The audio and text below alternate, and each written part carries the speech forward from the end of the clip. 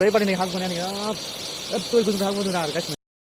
Hello guys, sebelum masuk video guys, kita boleh kalau yang betul betul hak betul yang boleh kalau yang na. So video setelah sabar na video tadi ini kan dikai na guys, nang video interesting mah, nang nang apa kalau na.